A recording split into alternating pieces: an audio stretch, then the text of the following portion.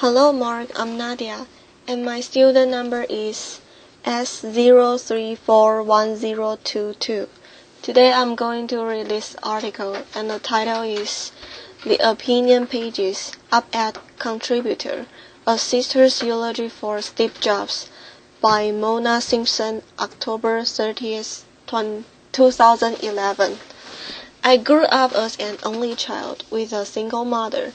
Because we were poor and because I knew my father had immigrated from Syria, I imagined he looked like Omar Sharif. I hoped he would be rich and kind and would come into our lives and our not yet furnished apartment and help us. Later, after I met my father, I tried to believe he'd changed his number and I left no forwarding address because he was an idealistic revolutionary plotting a new world for the Arab people. Even as a feminist, my whole life I've been waiting for a man to love, who could love me. For decades, I thought that man would be my father. When I was 25, I met that man and he was my brother. By then, I lived in New York, where I was trying to write my first novel. I had a job at a small magazine in an office the size of a closet, with 3 other aspiring writers, when one day a lawyer called me, the middle-class girl from California who hustled the boss to buy us health insurance, and said his client was rich and famous and was my long-lost brother. The young editors went wild. This was 1985 and we worked at a cutting-edge literary magazine, but I've fallen into the plot of a Dickens novel and really, we all loved those best. The lawyer refused to tell me my brother's name and my colleagues started a betting pool. The leading candidate, John Travolta, I secretly hoped for a literary descendant of Henry James, someone more talented than I, someone brilliant without even trying. When I met Steve, he was a guy my age in jeans, Arab or Jewish looking and handsomer than Omar Sharif. We took a long walk. It happened, that we both liked to do. I don't remember much of what we said that first day, only that he felt like someone I picked to be a friend. He explained that he worked in computers. I didn't know much about computers. I still work on a manual elevator typewriter. I told Steve I recently considered my first purchase of a computer, something called the Chromaco. Steve told me it was a good thing. I waited. He said he was making something that was going to be insanely beautiful. I want to tell you a few things I learned from Steve during 3 distinct periods. Over the 27 years I knew him, there are not periods of years, but of states of being. His full life, his illness, his dying.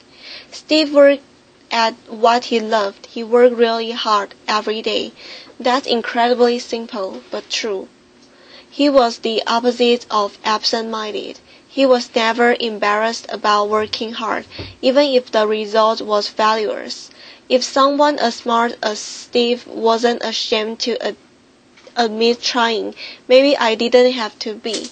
When he got kicked out of Apple, things were painful. He told me about a dinner at which 500 Silicon Valley leaders met the then-sitting president. Steve hadn't been invited. He was hurt, but he still went to work at Next every single day.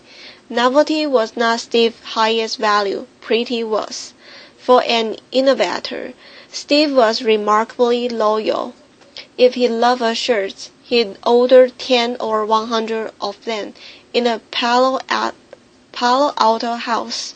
There are probably enough black cotton turtlenecks for everyone in this church.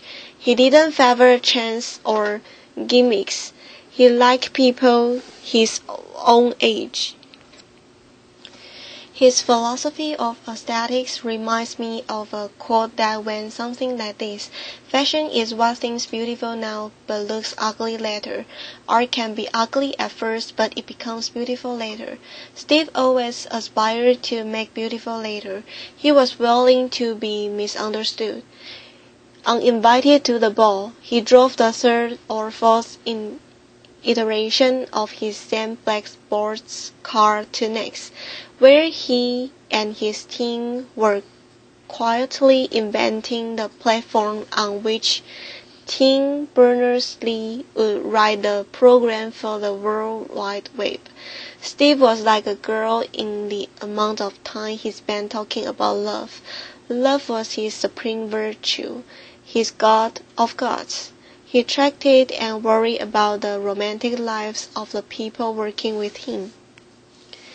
Whenever he saw a man he thought a woman might find dashing, he called out, "Hey, are you single? Do you wanna come to dinner with my sister?"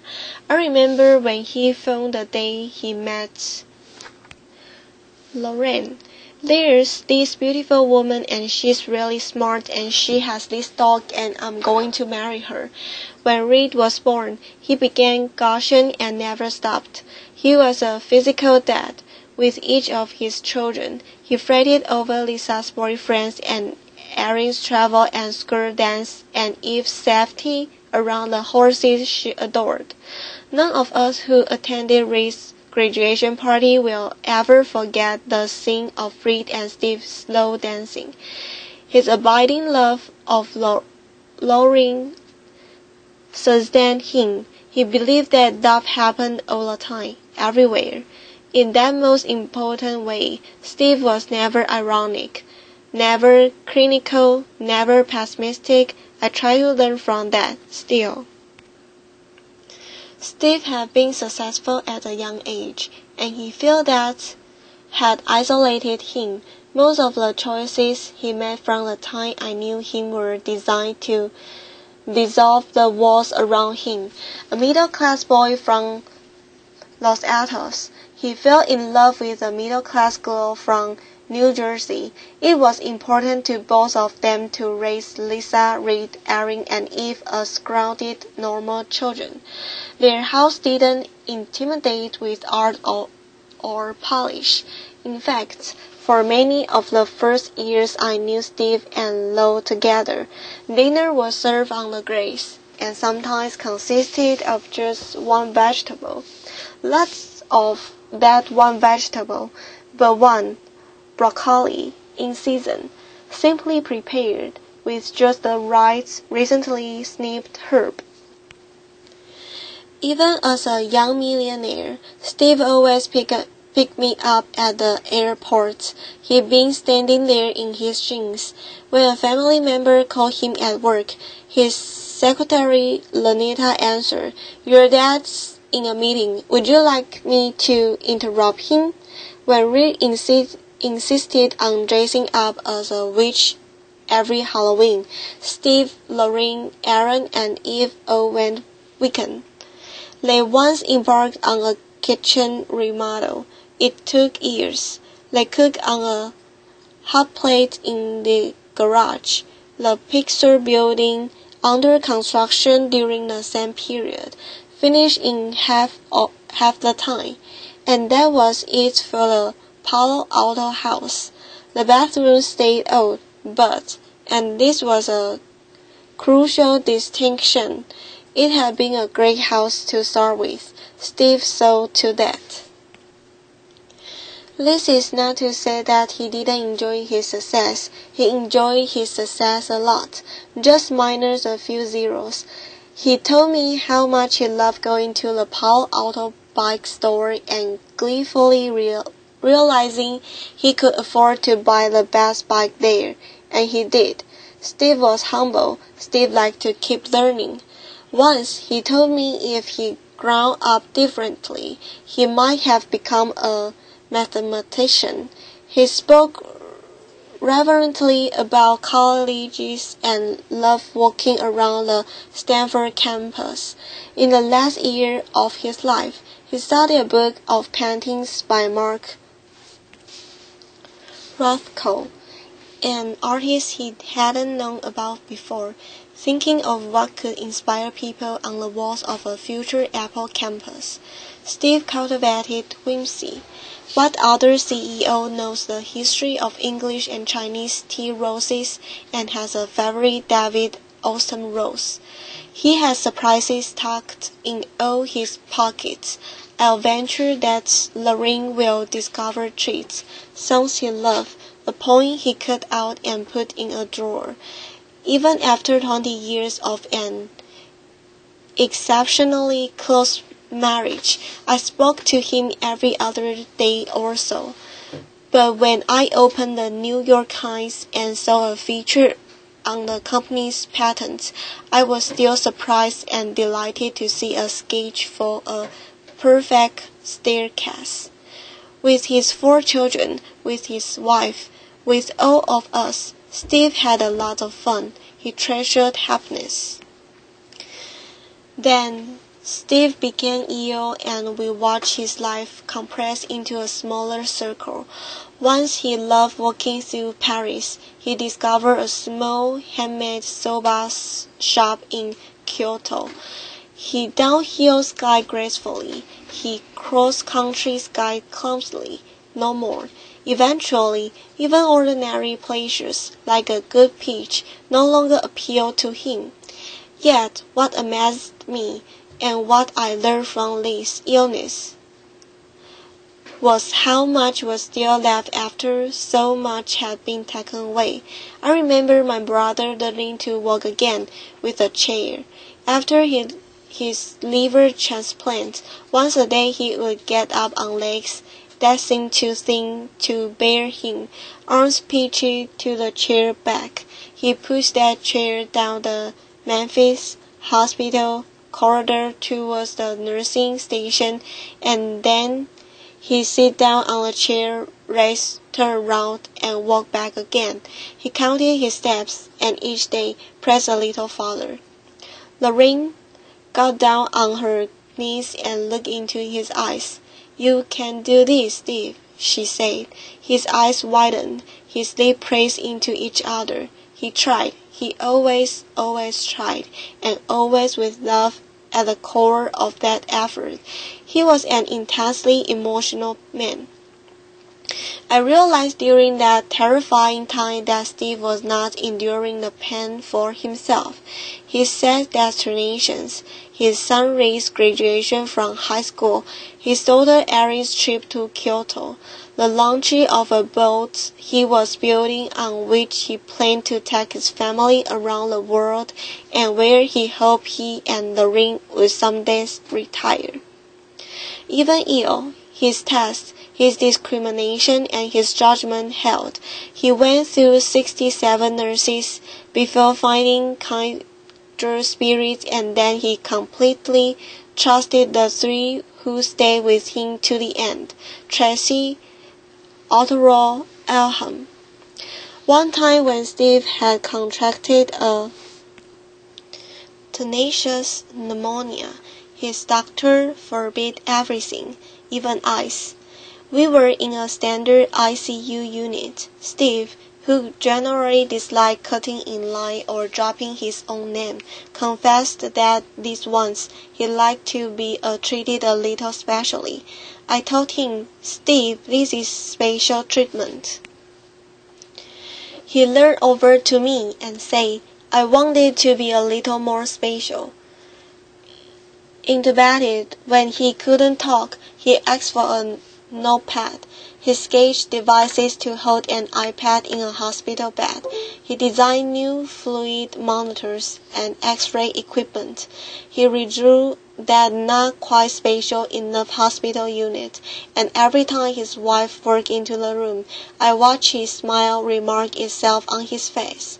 "For the really big things, you have to trust me," he wrote on his sketchpad. He looked up. "You have to." By that, he meant that we should disobey the doctors and give him a piece of ice. None of us knows for certain how long we'll be here. On Steve's better days, even in the last year, he embarked upon projects and elicited promises from his friends at Apple to finish them. Some boat builders in the Netherlands have a gorgeous stainless steel hull ready to be covered with the finishing wood.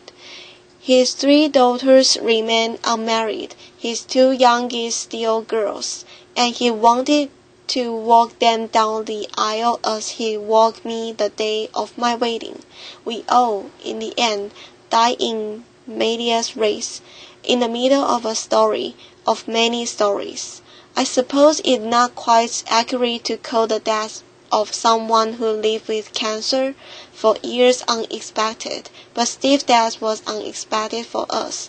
What I learned from my brother's death was that character is essential.